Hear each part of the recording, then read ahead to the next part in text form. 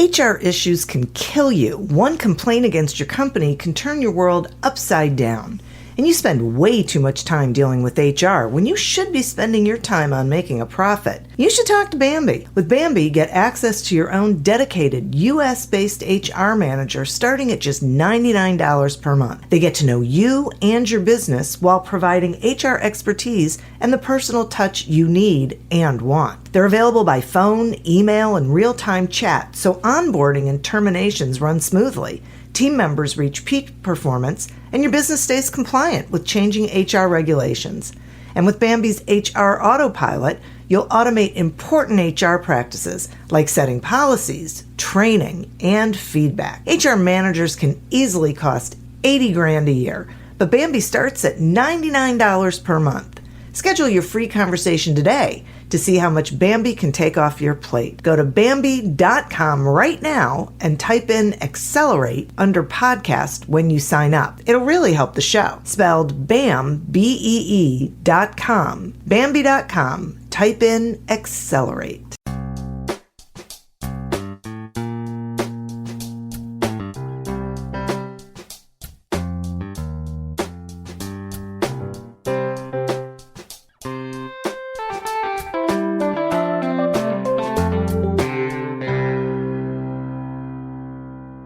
Welcome to Accelerate Your Business Growth with your host, Diane Helbig.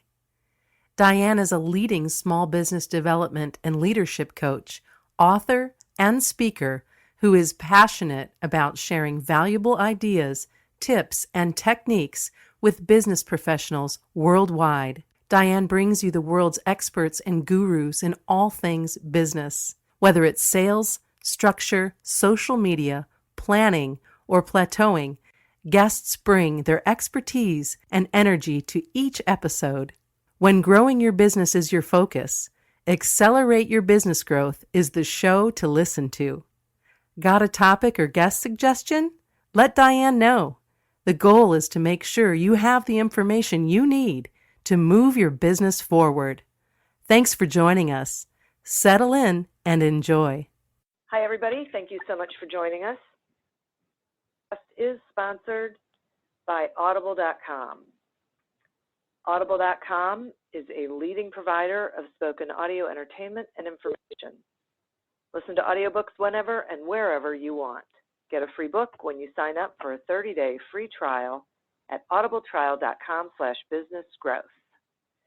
Accelerate Your Business Growth podcast is enjoying inclusion on lists of the best podcasts to listen to. We continue to gain recognition as a great resource for small business owners, entrepreneurs, sales professionals, department managers, from Inc.com to MSNBC's Your Business, People First, Fit Small Business, and a whole bunch of other sites. They have all given us a great report on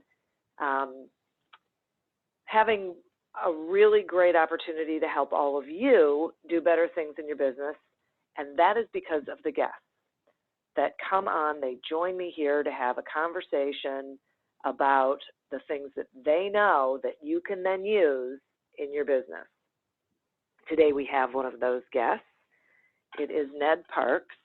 Ned is a business consultant who draws on his background as a U.S. Army Warrant Officer, helicopter instructor pilot, and business owner to provide owners and management level executives strategies to improve their operations and strengthen their business goals. In 2000, Ned opened Aegis 360 Consulting, a firm focusing on corporate culture, leadership development, and business strategy. Certified as a registered corporate coach, Ned's expertise includes the areas of strategic planning, leadership development, and coaching. He guides leaders to connect with their teams and combine personal and organizational objectives to achieve their goals, offering proven business strategies with creative approaches, practical methods, and unique execution applications. Ned is Lean Six Sigma Green Belt trained.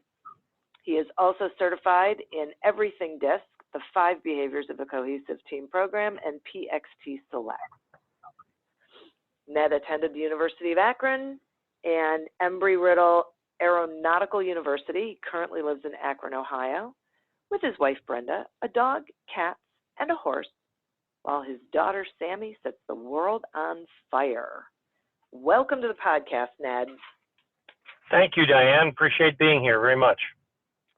Well, I am thrilled to have you here. I should have said in here, and I didn't, that you also have a new book out by the name of The Simple and Easy Manager, and we're going to be talking about stuff that's in that book. Congratulations on being a published author.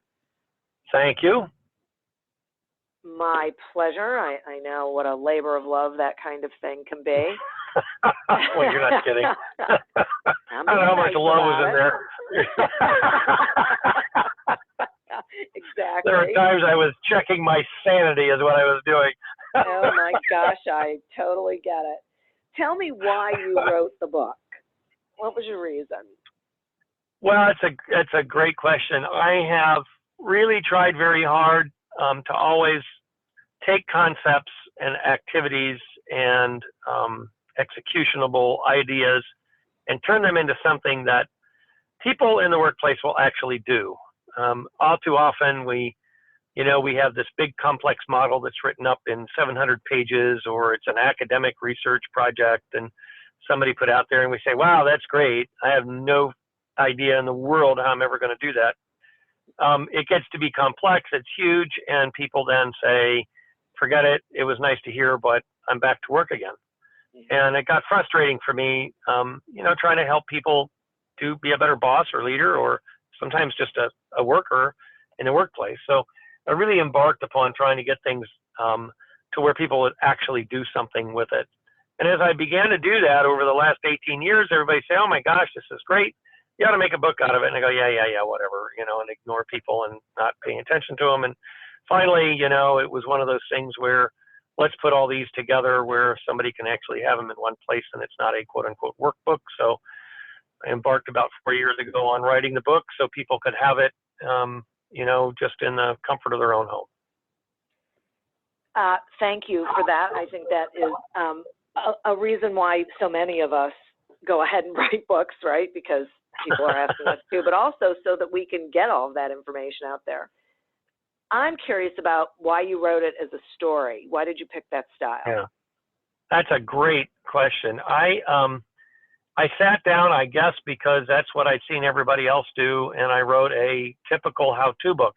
When you're presented with this problem, this is how you manage it. You do this, X, Y, and Z, step 1, 2, 3. And I scrolled away in San Diego, California for 4 days by myself, and I cranked this thing out, and I was doing backflips, and I was all happy, and I let it sit for a week, and I read it. It was the biggest piece of garbage I'd ever seen in my life. It was so bad. I kid you not, it was so bad. The first thing that went through my mind is, if I die and my daughter goes through all my files, she'll find it. I've got to get rid of it. That's how bad it was. I didn't want anybody to see it in death, let alone in life. So I was lamenting this to a friend of mine, and he said, Ned, you're a storyteller. Why don't you write a story? He said, I've heard your stuff. He said, you always encapsulate everything in a story. Just write a story. So I did. I decided to write it in kind of the same genre as Who Moved My Cheese or My Iceberg's Melting or those sorts of things, where it was a story and someone could pick it up and identify with the characters or character, whichever, and say, oh, this is here's the problem. It's real. And it is. And so I based the stories off of real situations that I'd encounter, either personally in my own world before I was in the consulting world, or others I had either coached or heard from clients. So I just built it around that, and I built the characters and sat down and wrote the book, and it was like, this is much more like who I am, and I think people will identify with it. So that's why I wrote it as a story. That's really great. I think that's perfect for you. I love that. So let's start getting into some of the meat of the Sure. subject. Sure. So you really stress in the book that a lot of management problems can be solved if we just adopt basic strategies. So is that, what is it about a basic strategy that is different or better than something, really involved or complicated. Right. So, and I want to be careful that I'm not knocking some great work that you and I both have run into and seen that's out there that have been done at very high levels that are deep research based and so on and so forth. It's, it's valid, it's reliable, but it's impractical in the application of it for all but those who have a huge resource of people around them and that sort of thing. So I finally got to the point where I said, if it's not simple and easy for somebody to do it, they're never going to try it. They're just not. There's too many moving parts. It's too complex. It's like an erector set and it doesn't have a plan or a picture or instructions, and people get overwhelmed. And here's the other thing, Diane. People pick up a business book, or they go to a workshop, or they hire a coach, or they listen to something on a podcast, or whatever it is they're doing, right? They're trying to do that because they have a very specific problem they're trying to solve tomorrow. And if they can't do something that will either solve it or make it better, it's just overwhelming, and we just dump it. We just go away from it. And then I ran across this work by a psychologist by the name of, I think his name is Barry Schwartz. I know his last name is Schwartz. And he talks about the paradox of choice. And when we deliver too many choices or too complex choices to people, that literally our minds just kind of shut down and we say, no, this is just too much. There's too much here, and so I'm not going to do any of it. Right. And so I began to experiment by handing someone, I want you to do this and nothing else. And at first I would get pushback. Ned, that's too simple. It can't possibly work. Maybe, but I want you to try it. And they would humor me and try it, and they go, oh my gosh, it worked. Did it fix the whole problem? No, but it made it a lot better. Then we've made 2 or 4 steps forward. Let's either try it again or now let's add to it, one or the other. So it got to the point where it was like, we don't need it to be so doggone complex. Let's just make it a basic thing that we do. Let's just create a culture where we stand up when someone walks in our office and we greet them. How about let's try that? Let's just see what happens with that. And where does that then go? Well, it shows respect, and I'm attentive to you, and I'm active listening, and all those other things that we've heard about. But now I'm actually practicing something that encompasses this. So I've just said it's just basic stuff. Let's just go back and do the basic stuff. I really love this concept, and when I was going through the book, I highlighted, and one of the things that I highlighted is you say it is the series of little simple and easy things we do that make a big impact towards being a successful leader. So yeah. Right? I mean, that's what you're talking about, the standing up and greeting somebody when they walk in. Simple, small, goes a long way. Yeah.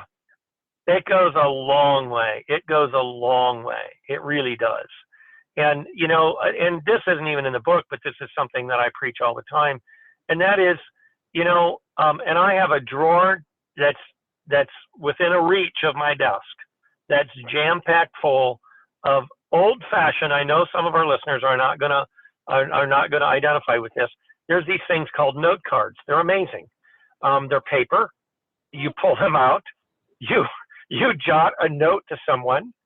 You fold up an article that you think they might like. You fold it up. You put it in this thing called an envelope. You put a stamp on it. You put it in the mail. And let me tell you something. My goal, Diane, is 2 a week, just 2. It's very, I'm not going to overtake. I'm not going to say 6 and then fail and then stop it altogether. I'm going to say 2. And I usually do that or more, usually, almost always. But when I don't, I've at least got 1 out. And I just say, oh, Bob might be interested in that. Or I sent one to someone the other day, a friend of mine that really kind of went through a tough career thing. And, I know she was hurting a little bit about a decision she had to make as a leader, and it wasn't a happy one, and she led her group through a pretty rough transition, and she did it with flair and she did it beautifully. And I'm sure there were some tears involved. I just wrote her just a little note. Hey, tomorrow the sun's going to come up. You're looking out the windshield, not the rearview mirror. What's your next step? I'm sure you have it. Good for you, right? Just a simple little easy, simple note, right? Oh my gosh, she went crazy. She said, oh my God, I got home and I got this note. And I was, what? Who is this? I had my return address. She goes, I know that address looks familiar, but I don't know who it is. And I tend to put my address and not my name on it when I put the return address on there. Oh, she's just still talking about it. And so it's just those simple little things, just pick up a note and send it to somebody. And it's just amazing what it can do. Congratulations, or I hope you're doing all right, or here's something I think that you'd be interested in seeing. And people remember that, and they respond to that. They really do. So, and it sounds to me like, believe me, I am 1,000,000% on the write the note and handwrite the note. But part of that, for me, sounds like you have to make a decision about what you're going to focus on, what you're going to really intentionally pay attention to, because there's so much going on around you, right? Yes. Yeah. The two words that I love to ask people to do is I ask them to be deliberate and intentional. Yeah. And if they'll do that, they won't. Here's the promise I make them. I say, if you'll be deliberate and intentional about this, I said, the first promise I'm going to make you is you won't always get it right. That's the first promise. But you will be able to analyze it after you've done it and say, well, I could have done that a little different or a little better or a little worse.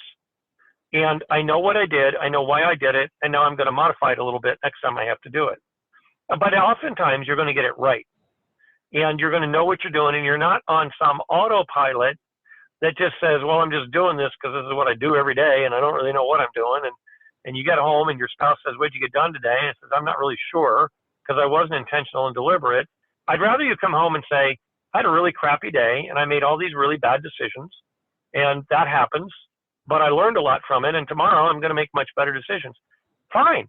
Then just be that way and just shrug your shoulders and tip a Frosty and get up the next morning and let's do it again.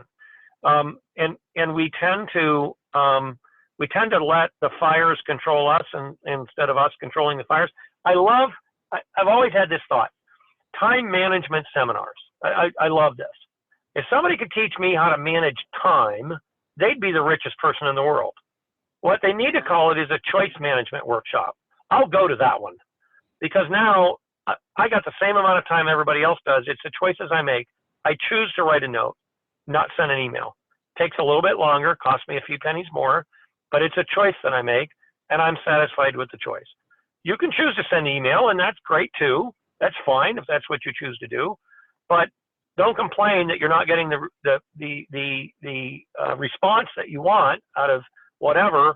Change the dang approach and get a different response. Yeah. The stuff isn't that hard. We're not sending people, who was it? SpaceX just sent this rocket into space. That's some really smart people doing some really complex stuff. I'm not really that bright. This isn't all that hard. It really isn't. Well, I don't Standing know. up and saying, hi, welcome to my office. How are you today? And shaking your hand and sending somebody a note and listening.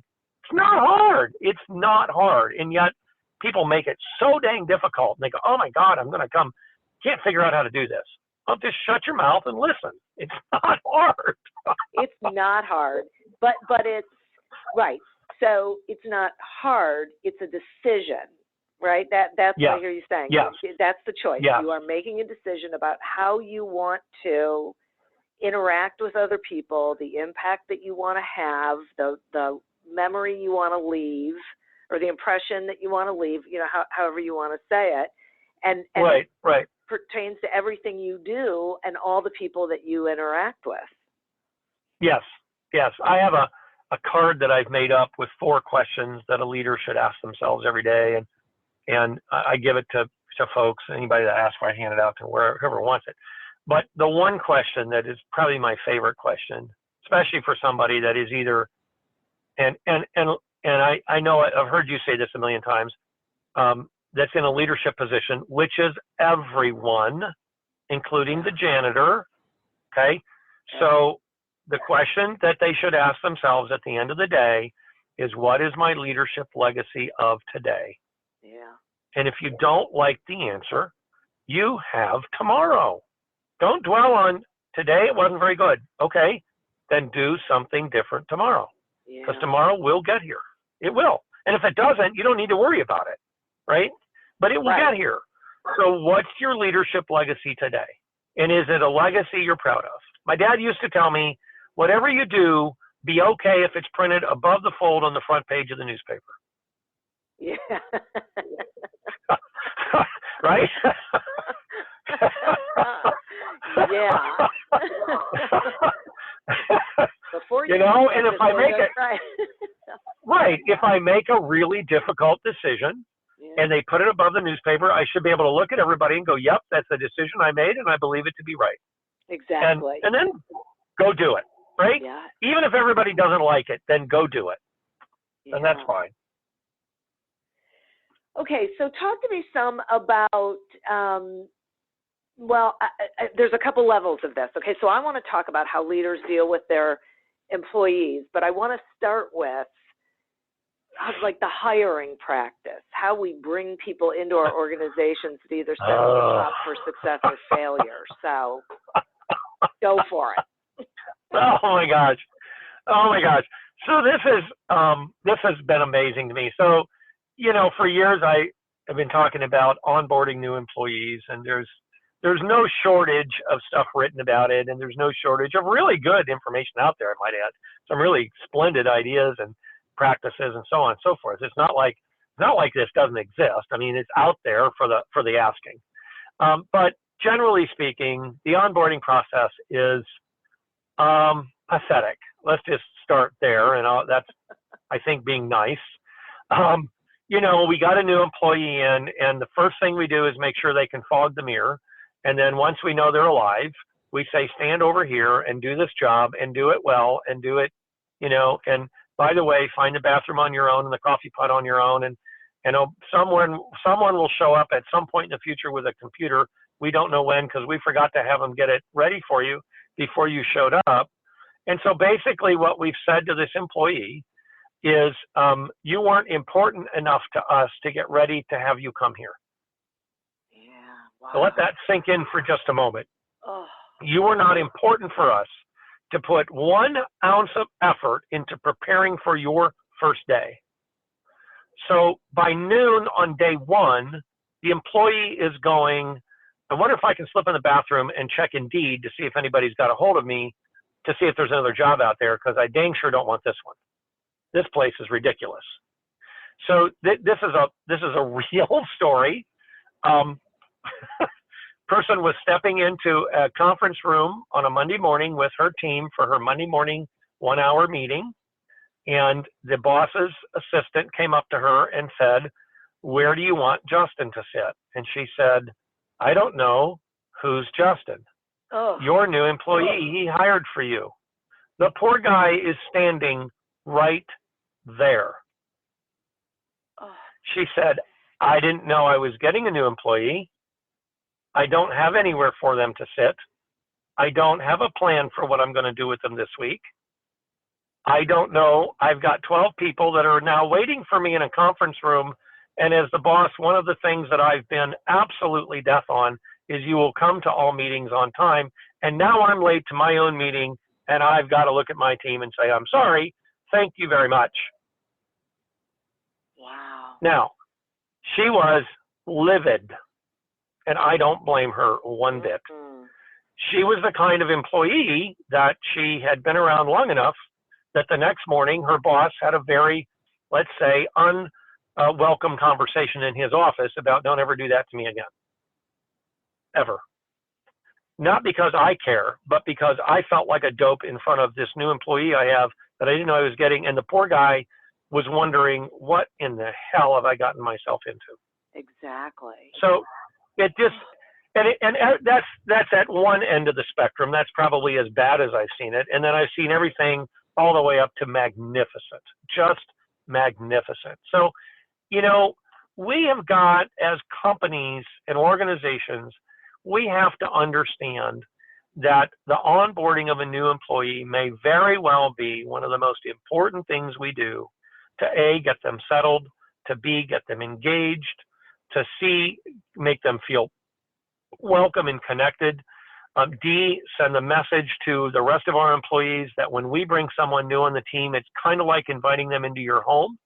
You treat them with respect. You show them where to sit. You get them a glass of water. You feed them food, whatever the equivalent, obviously, of that would be, that we make it a big deal.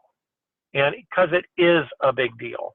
And we have got to get out of this mindset that I don't have the time or the money to do that. I will tell you, you don't have the time and the money to manage and pay for the turnover rate because nobody feels welcome when they come to work for you, so they go look for a new job. And if you don't think that's expensive, think again, because last numbers I saw were like 1.3 to 1.6% of their annual salary every time you walk them through the front door. Yeah, That's a big number. That's a big number. I don't care if it's 50,000 a year or 100 or whatever it happens to be. So we have got to say, the onboarding process has got to really be kicked up into high gear. There's so much opportunity there alone for an organization that they could almost forget everything else and they'd be miles ahead if they just did that. Just do that. Forget the details of the 728 PowerPoint slides of, this is a company, here's the policy. I mean, we can rebuild that later. Let's just get them to feel magnificent when they walk through the door, like, I'm really important, and so I'm going to treat you like you're important, because that's kind of how respect works. If you show me that I have value, I will return that value back to you. And we don't do that. And then we wonder why they're disconnecting with us. Why are they not engaged in my company? Well, because you don't show that they have value to you. It's just something that's just so basic. It's just so simple. And yet it seems to elude so many organizations at such a high rate. And they get so wrapped around the axle of the dollars invested. Well, they won't be productive for weeks. They're not going to be productive for weeks anyway. So you might as well spend some time making them feel important and get them productive as fast as you can. Be proactive instead of reactive about it. Quit complaining about it. Do something. There's a great article that I read, and the title is called, I want to say No Room at the Inn. I can get you the link later if you want it. It's a phenomenal article about a very high-end resort in Virginia. And what's fascinating is not the customer service things they do over the top. That's not the essence of the story. The essence of the story is when he hires a new chef, the chef has to learn how to check someone in at the front desk, carry their bags up, put it in their room. A new front desk person learns the flow in the kitchen. They're not a cook. They're never going to learn how to cook. That's not what they're taught.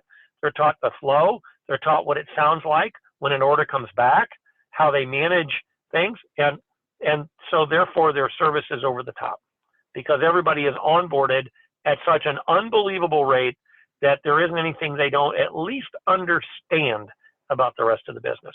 Costs him a fortune and reaps him a fortune times 10 in both reputation and what he can charge, and the fact that getting a room there is near impossible. So, what do you want back at the end of the day? That's what I always ask people. Right. What do you really want, and how are you really going to get there? And people really, because they give their whole company short shrift, and it's not just, and their clients and their employees and everybody, everyone loses out. Yeah, it's really true. Right. In the old days, at Southwest Airlines, they truly hired for culture. I mean, I don't know if they still do it. I haven't kept up with it, but it's certain jobs, you'd come in and stand in an auditorium and people in the auditorium would throw questions at you. And one of them was, give us an example about the time you were most embarrassed ever in your life. And you better have the ability to laugh at yourself or they didn't want you. It's fascinating. And they hired for culture. They'll teach you how to be a flight attendant. Exactly. You have to have the basic stuff, but boy, they really got it. And I'm a huge fan of that airline and in no small portion to how the employees are when you're around them. It's infectious. Exactly. I feel good when I'm around their employees. And that brings me to another topic that you alluded to that I've really recently been getting invested in. And that is the whole idea of what do we do before we even hire them? That's an image of the culture of the organization we're sending, and we don't even realize it. And I'm now seeing it. My daughter's going to graduate in a couple of weeks, literally, in about a month, with her MBA. And she's now out there looking at, she says, I have to adult now, Dad, so I have to get an adult job. So she's out there looking now. And this is a part of the business I've never worked in. I'm not an expert in that area, so I've kind of ignored it. Well, I'm really getting my eyes open. She calls me on the phone and she says, Dad, she said, they want a cover letter and I have to put it into a computer program. I don't know who to address the letter to. Dad, you've always told me I'm supposed to use people's names when I write them a note. I don't write them a note and say to whom it may concern. I write them a note and say Bob or Mrs. Jones or whatever. Thank you for the gift when I graduated high school or whatever. Yeah. She goes, what do I put down? And I'm going, I don't have an answer for you because these companies haven't thought about this. So now she has to be a detective, a Sherlock Holmes, root around in LinkedIn and hope she finds somebody that is the right person to put the name to. If she gets it wrong, they're going to think she's a knuckle brain. Right. But, I say she's done more work than half the other people that put to whom it may concern. Exactly. And then the other issue we have, especially right now, we're in a jobs war over getting good employees. They're just not out there. Yeah. And then we let computers decide who you're going to interview and who you're not. So we've got these big organizations that the computer does the calling, culling, and it says, interview this one, don't interview that one. Interview this one, don't interview that one. And then we complain we're not getting the right people to apply. Well, duh. Stop shooting yourself in the foot. Maybe the old way is really, but maybe technology is not helping us as well as it could right now. I know it's efficient, Diane. I know it's efficient. I get it. You get 10,000 resumes a day. I know there's an efficiency factor in there. I get that. Here's what I don't think it is. I don't think it's very effective. Oh, I don't think it's very effective either. Interestingly, I interviewed a guy for this podcast, Steve Acho, and we were talking about how technology really has broken the hiring process. And yeah, I mean, it's exactly what you're talking about. And one of the things that he said that was so interesting for me was we write job descriptions that prevent people from applying for the job. And we don't even realize that we're doing it. Like we'll say, you need 7 years of experience in whatever. Okay, do you really? Why 7? Right. Like, what is the outcome that you want people to provide? It's just it's such a fascinating concept. But you're right. We do things because it's efficient.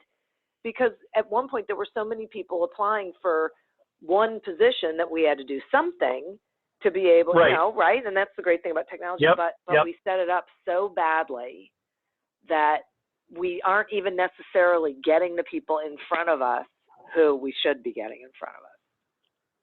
Right. Yeah, we're not getting anything. It is just, and the other problem, and I'm now seeing this is in fact I'm working on something right now to kind of address this a little bit. Is we've gone down this road in our society that people have gone to college or whatever, but we'll use college as the example. And I want the listeners to hear what I'm saying because it's a subtle difference, but it's massive. To get a degree, not an education. Yes. It's terrible. And that really worries me. Mm-hmm. And I said to someone the other day, they said, somebody asked me what degree my daughter was getting as her undergrad, and I told them. And they go, what is she going to do with that degree? That won't get her a job. And I responded, I said, you know what?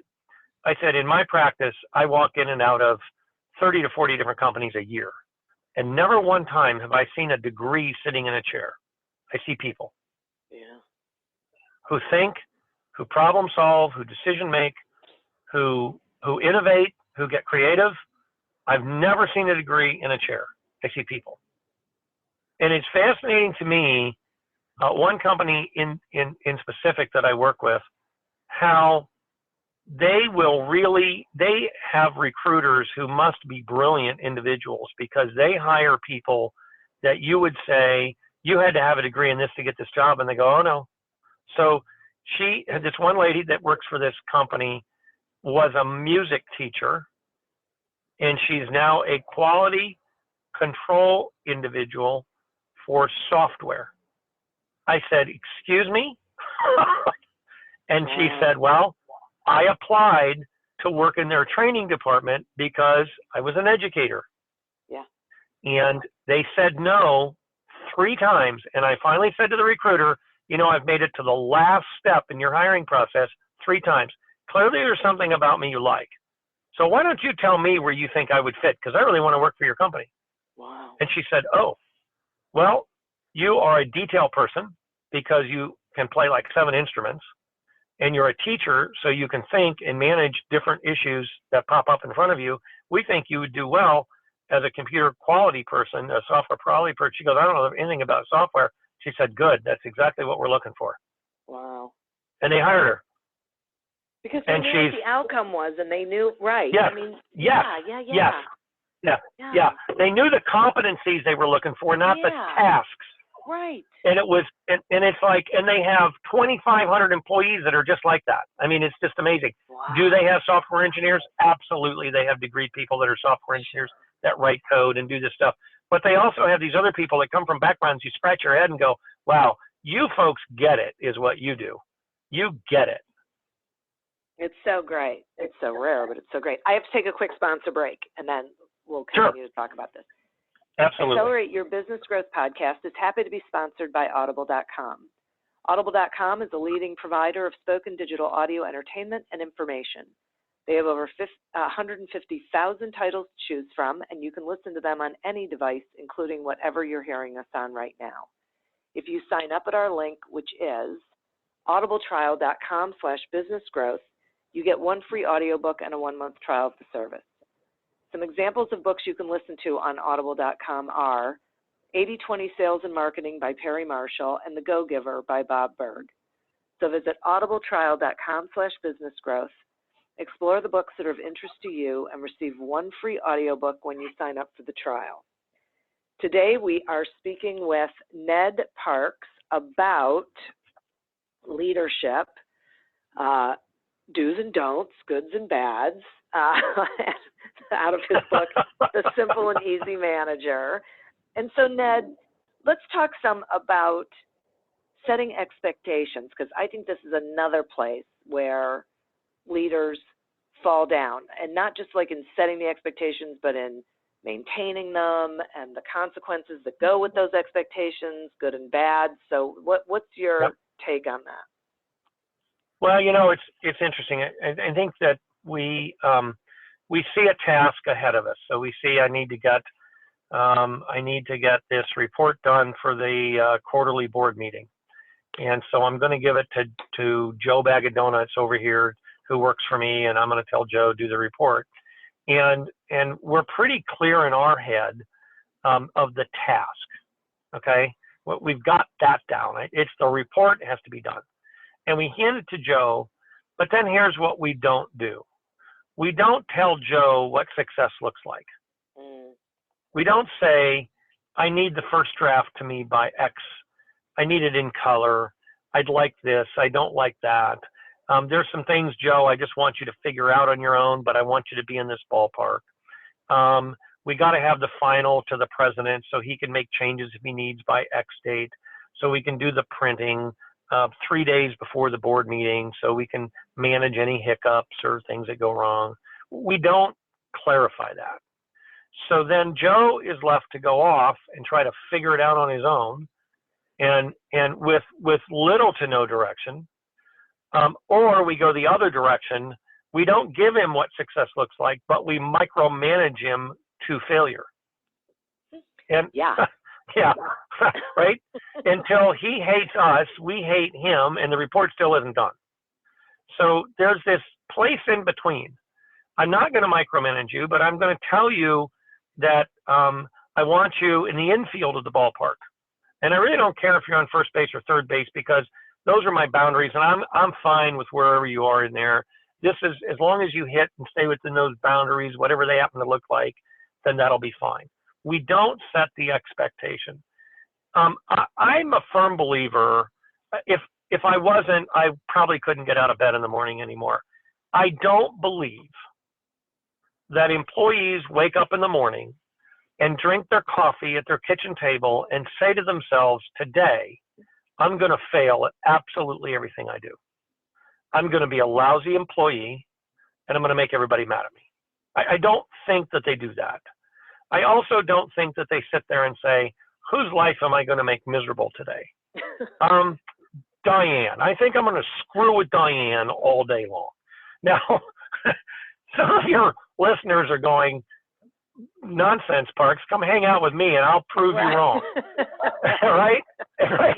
And I bow at their feet because I know they're telling me the truth, and I get that. But what I'm talking about is that, I don't know, this is somewhat of an arbitrary number.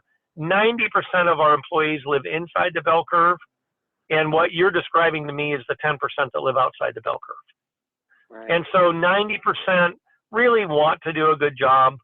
They want to get along. Sometimes they don't know how.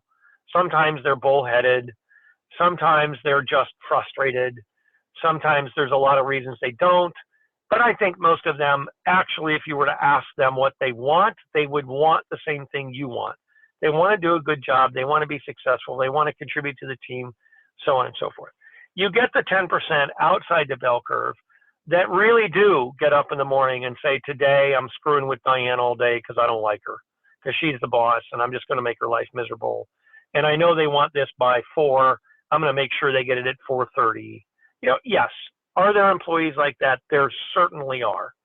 But I would also tell you, we have to stop managing the 100% based upon the 10%. Hallelujah. We have to manage the 90%, right? Or lead the 90% is actually a better word, and deal with the 10%.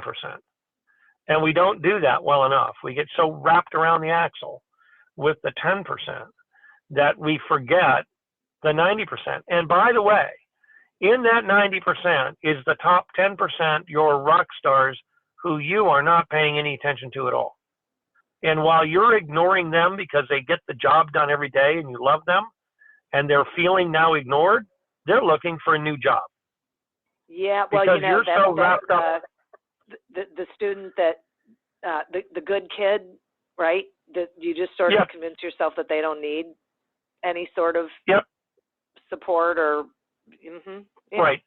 Exactly. That's exactly right. Yeah, they're so good. Oh my God, they're amazing. They'll handle it on their own. Well, yeah, they are, and they will. That what we need to do is get with that 10% in our scheduled, normal one-on-ones. I hope everybody knows what I'm talking about. But that they sit with that, and with those high performers, they really connect with them, and they take care of what ails them and what their problems are and what they're frustrated about. I read somewhere years ago, and I think this falls into the servant leadership category. A guy said one time, he goes, I'm the president of the company, but my job is to make sure I remove every obstacle from you doing your job. Right. I'm here to serve you. Tell me what's in your way that you can't get out of the way. I'll get it out of the way because you know what? I want you to do your job. Exactly. So I'm here to remove the obstacles that you either can't or don't know how to. Or I'll teach you how to remove them. Okay, but so wait a minute. Because I agree with everything that you're saying. I truly do. And God, this is fun. I'm so glad. So here we go.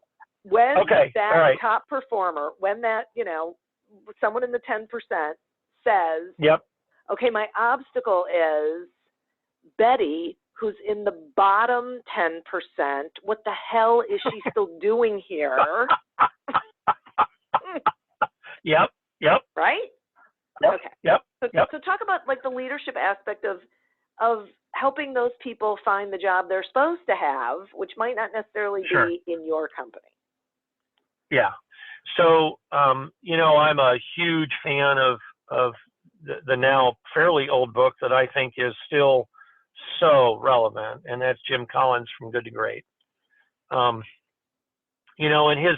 his analogy in there is get the right people on the bus, and he's really talking about, do you fit the culture of the organization, number one. Right. And then number two, are you in the right seat in the bus, which in his analogy is, are you doing the job that really feeds you so you feed back? Yeah. That's in very basic terms, that's what it is. So here's the way I look at it. You know, I did not marry the first girl that I dated seriously. And that doesn't mean that I'm a bad guy or she's a bad girl. It just wasn't the right fit. And in fact, today I'm still friends with her. She's delightful. She's got kids. They're grown up. We talk. She's a friend of my wife's. She's a delightful human being. We did not get married. It would not have ended well, right? And I think we all need to grow up in business and understand that not everybody fits everybody else. They just don't. There are places that I should never go to work because I would probably be a pretty lousy employee because I'd be miserable. Right. And so I should not go there. And I need to be a big boy and understand that. And when I recognize it, I need to be able to say, in a perfect world, and I realize we don't have that, you know, I'm not where I ought to be. Help me go somewhere else, either within the organization or help me, you know, transition out of the organization in a professional way. And we do that, you know, I see that sometimes, Diane, but I don't see it near enough. When I see it, it's usually a pretty enlightened group of people, both the employee as well as the leadership. And when you see that, it's really pretty amazing. But part of it is, and I learned this from a boss of mine, I'll never forget the first job I had in a manufacturing company, hired in as a division manager. I'll never forget that I'd gone through all the steps to the president, and finally the offer was going to be made. Just have to have lunch with the president, and then once he gives a thumbs up, job's yours. Okay, fine. So we sit down to lunch, and he looks at me, and this is his opening question. So tell me how you fire people. Ooh. And I was like, is that something that's done a lot around here? He laughed, and he said, actually, no. But when we have to do it, we do high firing. I said, all right, I'm intrigued. I hope this isn't a question because I don't have an answer, but I'm willing to learn. And he said, we first need to recognize that we hired the person, therefore part of their failure we have to own. Oh dear. Wow, that table got turned quite quickly. My. You mean I have to take responsibility for the fact that I hired somebody and now they're not successful? Yep, you do. Yeah. And so therefore, you have to do everything in your power to figure out, can they be successful? Give them everything they need to be successful. And if we finally get to the place where that's not going to work, then we have a very specific process we go to, because our goal, I'll never forget him saying this, is not to make someone homeless. Our goal is to move them out of our organization, which they're not successful. And if we've done our job right, they find themselves in a place where they can be successful. That's fabulous. And oh my gosh. Oh, Diane, I was chills where I was like, okay, this is nice. Complete shift of direction here. And then he said, I'll never forget this. He said, if you can't go to sleep the night before you let someone go, you've not done your job as well as you could have. Wow. Yeah. And he was adamant about it. He had another rule that absolutely every open job in the company would go first inside, and it was open to everyone, whether you qualified for the job or not. And the reason that, and then secondly, everyone that put in for it would get a full interview because we respect you enough because you work here. We're not going to ignore you. So you get an interview, period. Now, you might say, well, why would I have the opening for the chemist in the R&D lab? No one's a chemist. Why would I let somebody who's not a chemist apply for the job? Because this is an opportunity to have a really outstanding one-on-one conversation about what their career goals and aspirations are. And this is a great opportunity to do that. So let's do it. Let's just utilize it for that. And believe me, everybody got an interview. Everybody. Now it might start, you know, you're not a chemist, so your chance of getting this job are pretty low, but we're going to have this conversation anyway. And they found out, hey, you know what, I'm not a chemist, but I really want to work in the lab. I think that would be awesome. Or I'm in marketing. I want to do new product, whatever. Or I'm fascinated by that process. Okay, now we know something new about you we didn't know before. How can we engage you in that?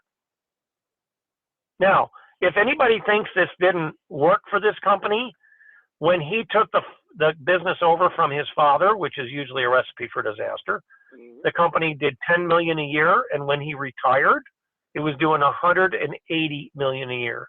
Wow. So I look at what that guy did, and I go, yep, just about everything you did worked. Yeah, because it wasn't just all fun and games and kumbaya. No, but it's so focused on being interested in making sure that everyone is in the right place and that they're doing what motivates them and they're interested in. And if in the smallest case, learning something about them, which makes people feel valued. Yes, so, exactly. Yeah, no downside. Exactly. No, there's no downside. It costs you an hour of your time. Are you kidding me? You're not going to carve out an hour to have a one-on-one with an employee who's interested in bettering themselves. Give me one good reason not to have that conversation. Right. And nobody ever can. No. Nobody ever can. Well, we're not going to hire them anyway. I'm not going to waste my time with an interview. Well, what you're saying is, I don't respect you enough to have a conversation with you. Right. I just personally don't understand that. Wow. They don't know. Yeah, exactly. Exactly. Yeah. So speaking of one-on-ones, yes. Talk to me about performance reviews and how you think they should be done to be the most effective. Well, it's interesting. I'm reading a lot about recently. There's a lot of floating around out there where a lot of companies are dumping them all together. They're not even doing a performance eval, which I'm intrigued by. I would also tell you that I don't know enough about it to whether to get on that boat or not. But I'm so intrigued about it that I keep trying to read and learn more about that. And is there success with it? And if so, how are we doing it? And so on and so forth. So I just wanted to start there, that I'm intrigued with how do we blow this up and make it work? And maybe that's not the way, maybe it is, but I'm not going to discount it out of hand. I'm first going to say, all right, let's kind of see what's going on. So the way that I was taught to do them and the way that I felt worked fairly well is 2 weeks before you were going to accomplish the performance eval, you would make an appointment with the individual. On Tuesday, 2 weeks from now at 10 a.m., I want to do our performance eval. And I want you to block out, I don't know, an hour, hour and a half, whatever the time is, doesn't matter. Now, why is that step so important? Because I've said this process is so important. I'm making an appointment with you. The alternative that I see is passing someone in the hall. Hey, do you have 10 minutes? Yeah, good. Let's get this performance eval knocked out. Well, thank you for all the effort you're putting into my performance. I can't begin to tell you how much I appreciate that. And yes, I'm being as sarcastic as I can be. So then I would also, if you have job descriptions, you hand the individual the job description and say, and I'm a big believer in self-evaluations. That's just me. Some people, I know there's some controversy about it. I happen to like them. If they're done right, I like them.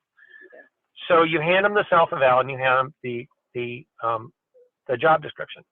And you say, I would like you to take this job description and I would like you to mark it up.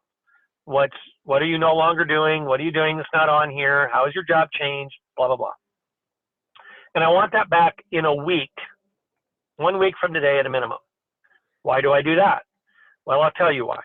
Because I learned this the hard way. I sat down to do an eval one time, and I was kind of blistering a guy for being really bad at one of his tasks, and he had failed miserably. And the reason he had failed miserably, I'm embarrassed to say this, but if I can't share my failures, nobody will ever learn from it. I had given the task to someone else 6 months earlier and forgot. I forgot. I'm able to laugh about it now. Believe me, in the moment, there wasn't anything funny about it at all. I'll bet. Nothing. Oh. And he was really cool. He's kind of turned into a friend. I don't see him very often, but when I run into him, we kind of have a laugh about it now. So it's all good. But he was really cool about it. He just sat there and took it. And he said, "Can I talk now?" I said, "Yeah, absolutely." He said, "The reason that I'm failing miserably at that," I said, "Yeah," is he said, "because you gave it to Frank 6 months ago. I don't do it anymore." I was like, "Oh my gosh, I did, and I had." So I said, "All right, I'm never going to let that happen to me again, and here's how I'm not going to let that happen." So and then the other piece of it is people's jobs do change, and when I get that back a week before I sit with them, I can look at that and say, "Holy criminy, they really did take on a lot over the last rating period, whatever it is. Man, they've been in upheaval.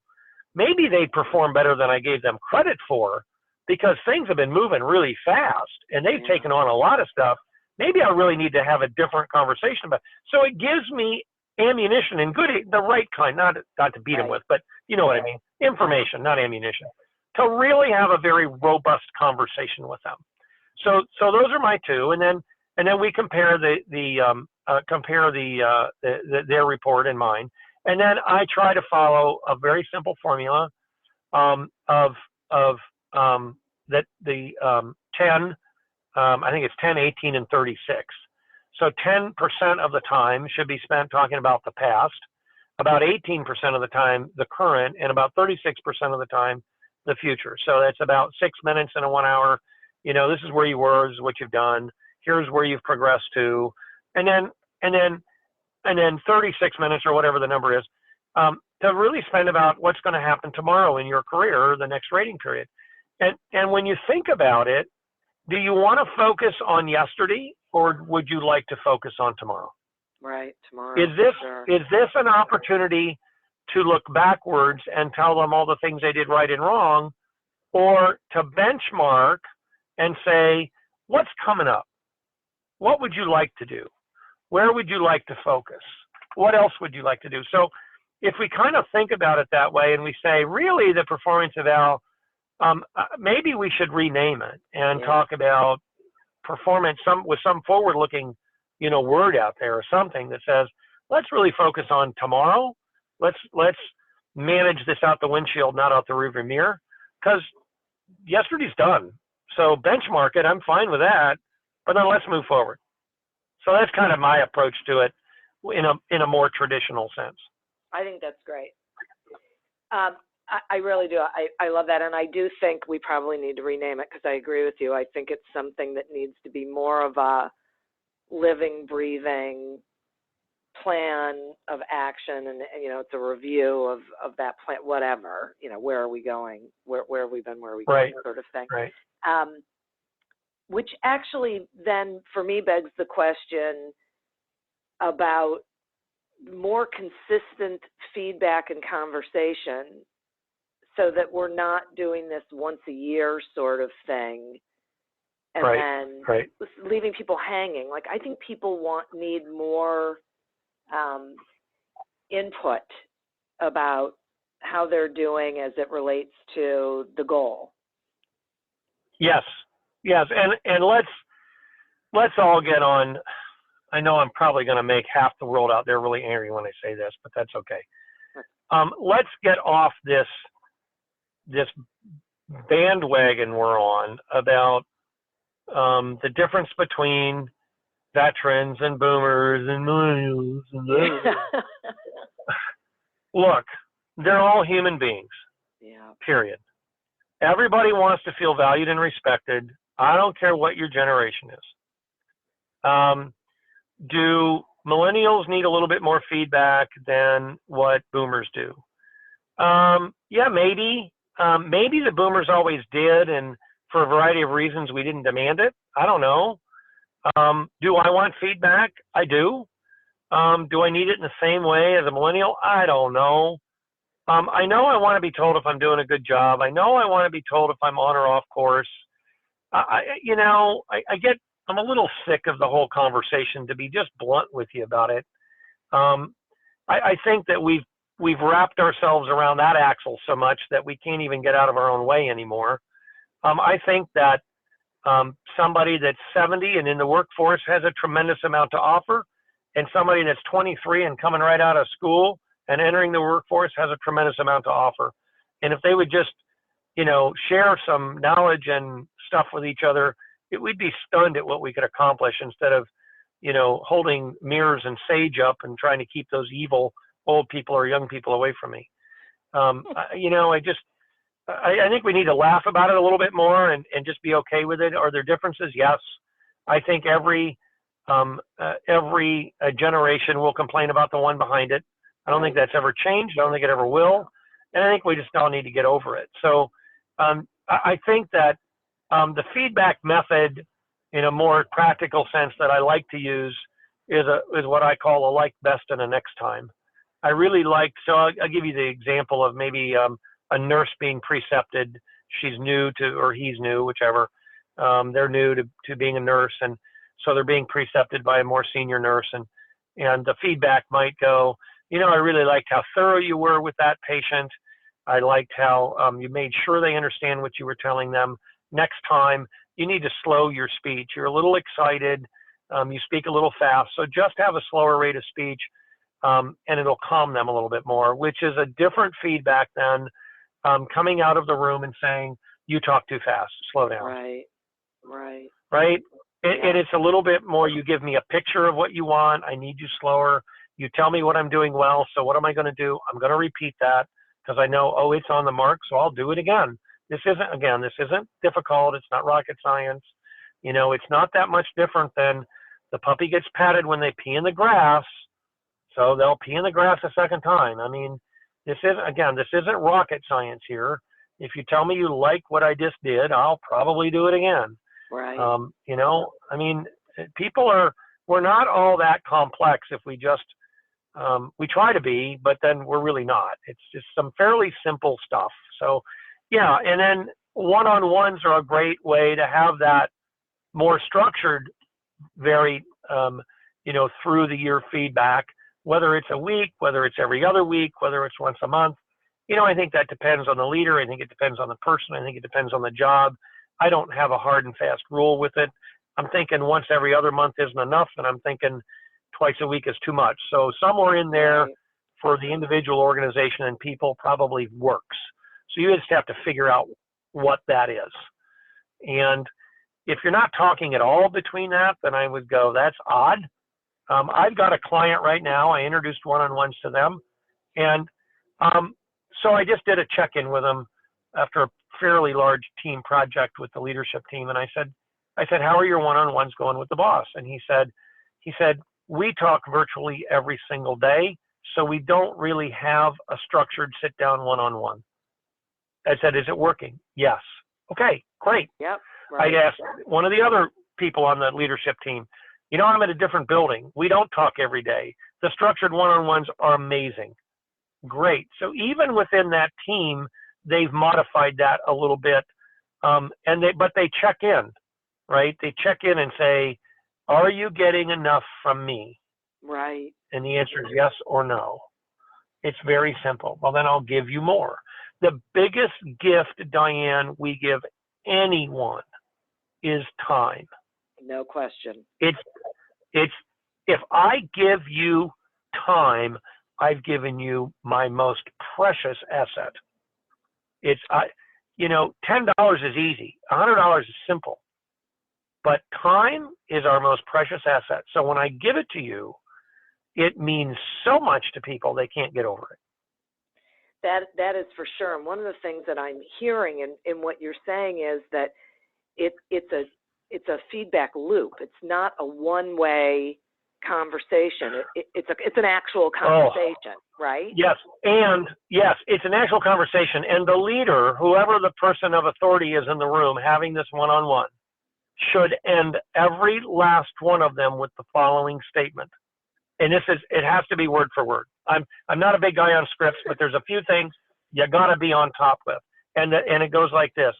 What feedback do you have for me? Not, do you have feedback for me? That's a different question. Yeah. The question I'm asking, there's an assumption that you have feedback for me. The other one is asking, you have some or don't. So there are two vastly different questions. What feedback do you have for me? And about the third time that person says none is when we need to have a different conversation and wonder why you're not telling me something, something. Yeah. Something. Yeah. Am I not being open to listening? What's the concern? Do you not have enough confidence to give me feedback as your leader? What is it? What? So we need to then say, you better have some feedback for me at some point, for crying out loud. Come on, I'm not perfect. Right. Wow. So, Ned, I got to tell you, thank you so much. We could talk on and on and on and on, except that we can't. And We could. This has been so much fun. My gosh, I know you are a great interviewer, and this has been a blast. I've had so much fun talking to you. Well, I appreciate it, and I've had so much fun talking to you too. But I want people to get the book. So will you tell them how they can get the book, how they can get a hold of you? Sure. The whole. Sure. Okay. Yeah, sure. So the name of the book is A Simple and Easy Manager: What Managers Need to Know Before They Need to Know It. It's is written in such a way that it's good for someone that's been at it for 50 years or 20 years, and someone that's just starting. I think I've had people tell me, I don't care who you are, you'll get something out of it. It's a short read. I argued with my editor at great length and very loud voices over the length of the book. She kept saying longer. I kept saying no. So I will promise people the book is under 100 pages, and it's about an hour to an hour and 10-minute read. And I can't begin to tell you how many thank yous I've gotten just for that alone. It's on Amazon, Barnes & Noble, all those sorts of places that you normally go. I will tell you, if you are looking for bulk orders, to go to 800ceoreads.com. They have bulk order pricing in there that's pretty aggressive, and it's cheaper than, so if you wanted 24 books, it's going to be cheaper than what you're going to get on Amazon. They have discount, volume discounting built right into it. And it's a great place to go for business books because it's the only thing on there. And then, I'm in Akron, Ohio. I'm all over the internet. You can find me at a360c.com as a website. And we have our emails and phone numbers and addresses and everything in there. So I'm a pretty easy guy to find. And you just put Ned Parks in there, Akron, Ohio, and I'll probably pop up. And I'm always willing to have a conversation or email or answer a question. This is a giving world we're in, and not everything's on the clock. And if somebody just wants to have a conversation about something on the phone, shoots fire, call me, and we'll figure it out. We'll make it happen. I'm delighted to meet people anytime, anywhere, virtually or otherwise. That's awesome. And I know you are, because I know you. I know that's true. Well, thank you so much. And I've really enjoyed this.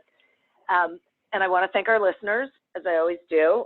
You folks are who we're doing this for, and I think you can see that this all makes a lot of sense and is simple. It is not difficult, so embrace these ideas. It will do wonders for your business. I'd also like to thank our sponsor, audible.com. Get a free trial and a free audiobook by going to audibletrial.com/businessgrowth. Continue to prosper and be curious. And until we meet again on another episode of Accelerate Your Business Growth, goodbye and good day. Welcome, change agents, to your go-to place for stories that ignite your spirit, fuel your purpose, and connect us all. We believe in the incredible power of the human spirit, its boundless resilience, and the inspiration it brings to our lives. On the Driving Change podcast, we'll journey together through the extraordinary yet very relatable experiences of some of the most amazing people on earth. Our mission? That through these stories, we might just spark change within you and awaken a newfound motivation to harness your unique gifts to make a real difference in the world. So get ready to be inspired and join us on this incredible adventure. You can find the Driving Change podcast on Apple Podcasts, Spotify, iHeartRadio, or wherever you love listening to your favorite podcasts.